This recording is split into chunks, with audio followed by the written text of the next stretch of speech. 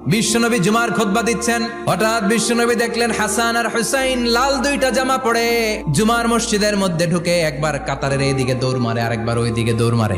বিশ্বনবী খুতবা থামিয়ে দিলেন, মিম্বার থেকে নেমে হাসান হুসাইনকে দুই হাতে টানতে টানতে মিম্বারের উপরে নিয়ে আসলেন যাতে মুসল্লিদের ডিস্টার্ব না হয়ে যায়। হাসানকে ডান হাতে ধরে হুসাইনকে বা হাতে ধরে বাকি খুতবাটা বিশ্বনবী তখন শেষ করলেন।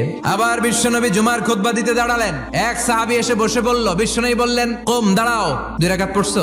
সাহাবী কয় না, পড়ি নাই। বিশ্বনবী বললেন, 2 রাকাত পড়ো। খুতবার নিরবিচ্ছিন্নতাকে ভঙ্গ করে বিশ্বনবী তাকে দাঁড়াতে বললেন, 2 রাকাত নামাজ পড়তে বললেন। তার মানে খতিব সাহেব মন গড়া শুধু খুতবা দিয়ে যায় না, ডানে বায়ে কোথায় কি হচ্ছে সবকিছু নজরে রেখে, কন্ট্রোলে রেখে সামাজিক সব সমস্যার কথাগুলো তুলে ধরে অসামাজিক কার্যকলাপের বিরুদ্ধে হুঙ্কার দিয়ে জুমার প্ল্যাটফর্মটাকে শক্তিশালী করাই হচ্ছে একজনের খতিবের দায়িত্ব। চিল্লা এখন ঠিক কিনা?